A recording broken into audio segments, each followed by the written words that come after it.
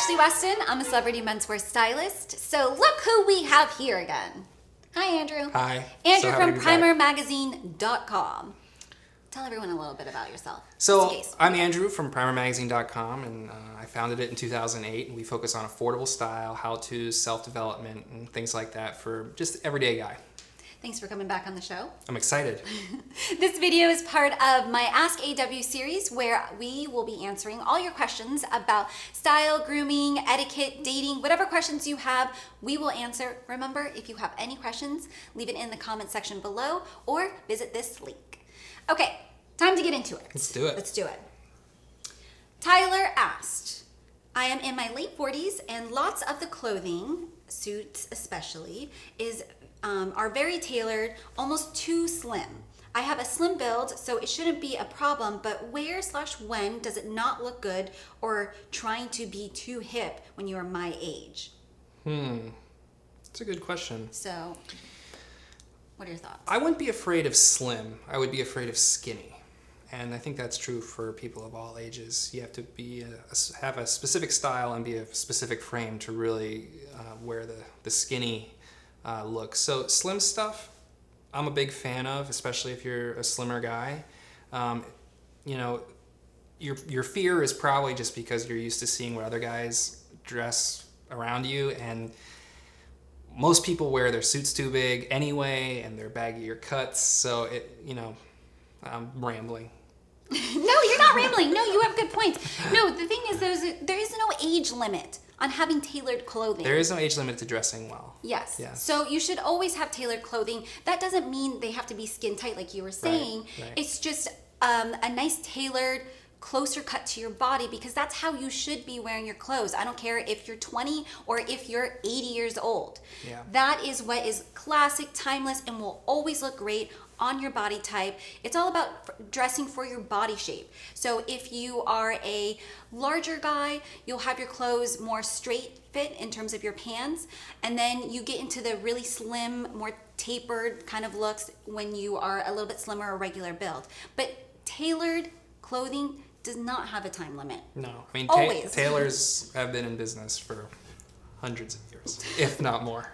So it's a good thing for guys of all ages, for sure. Yes, you will never go wrong with that. Tobias asked,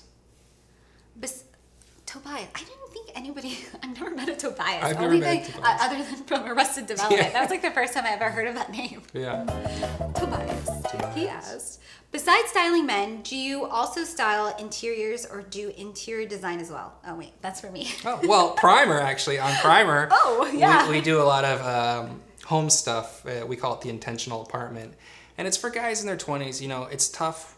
You know, you're in your first couple jobs, you're not making a lot of money, and you can't spend $1,000 on a couch. So we do a series called The Intentional Apartment, where it's how to make cheaper things look good and where to find good deals. And we actually do a lot of DIY stuff, so making side tables or things like that. We do a free art download series where you can download art for free and print it out.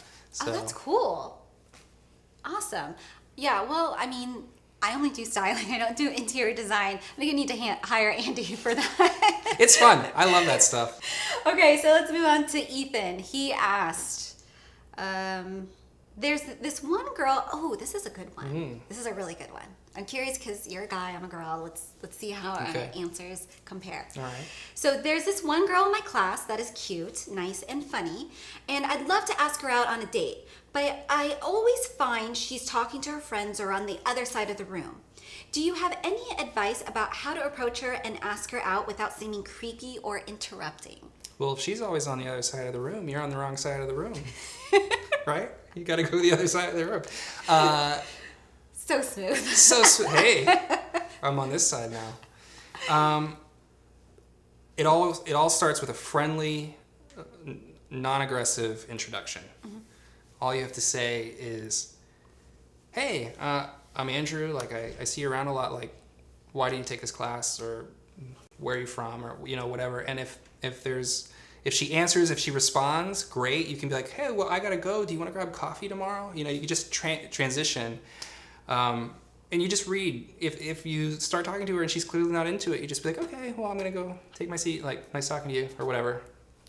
nothing lost. Agreed. Women, I think that is a fantastic approach. It's very friendly, very open.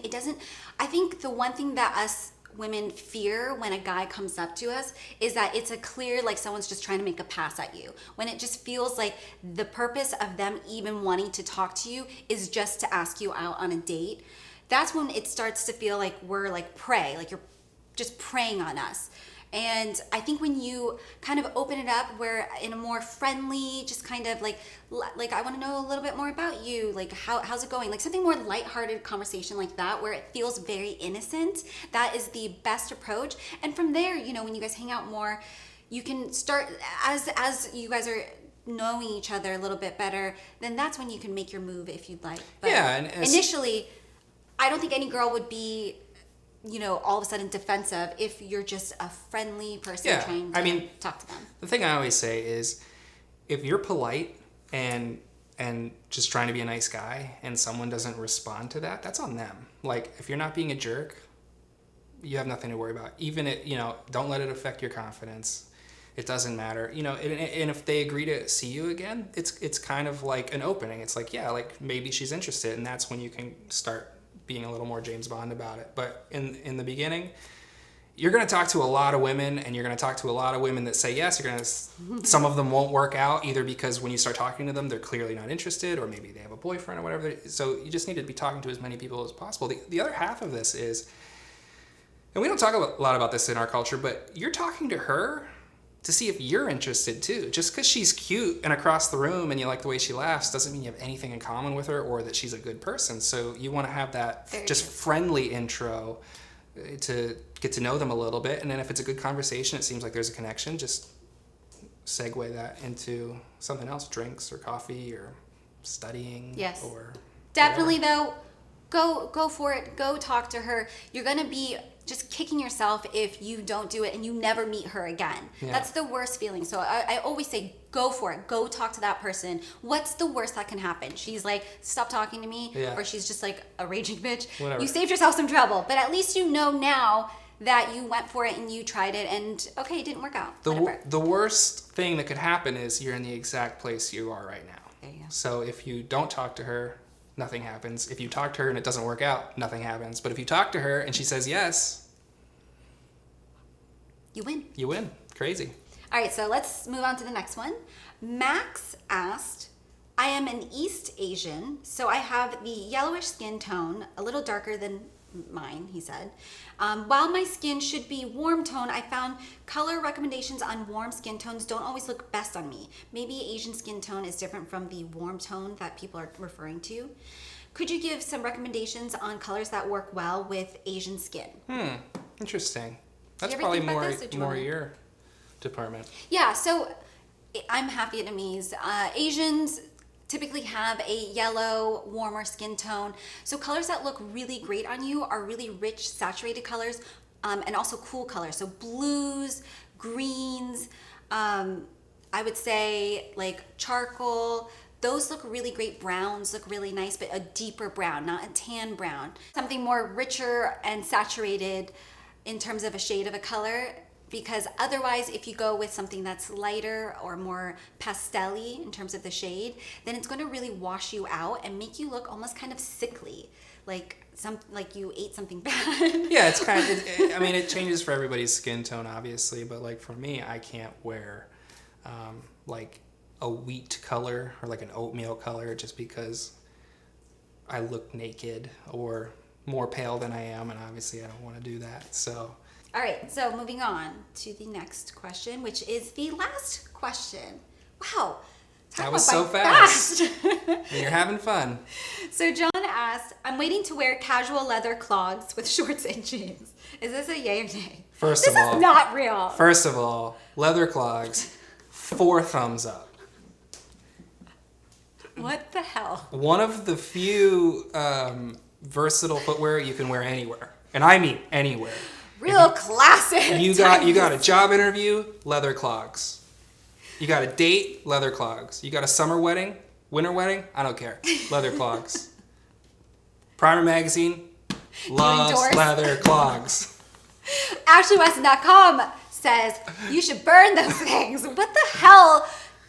Why would anyone own a leather clog?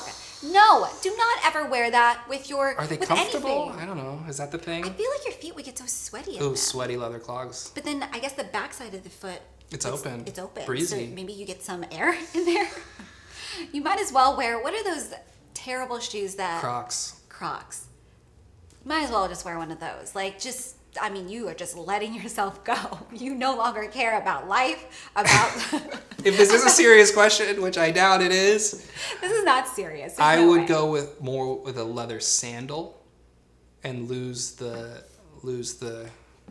large chunk of leather sandals? I mean, more than a clog. I mean, yes, that's nothing. But I only wear a leather sandal to like the beach or like... Or if you're like a really sexy Italian guy. Right? Yes. They can pull it off. Yes. A little Birkenstock leather. Yeah. Leather sandal situation. Ciao. I mean, just go with, you've recommended this in the past, I know, go with a canvas or a leather lace-up sneaker or some boat shoes or loafers, like something. Man, Yeah.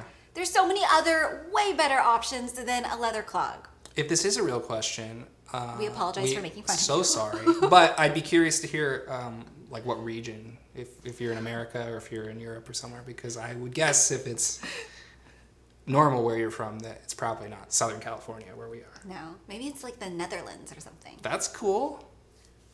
All right, so that finishes today's episode. Thank you so much, Andrew, for joining us. Had so much me. fun. Love this. If you haven't seen Andrew's Clog series on primermagazine.com, I think there was There's about 50 there's a 50 series. Episodes? 50 episodes in the series, and they're very long and very detailed. So about why you should own always clogs. leather clogs or all clogs? Leather specifically, it's timeless. Well, if you haven't seen it, definitely check out primermagazine.com.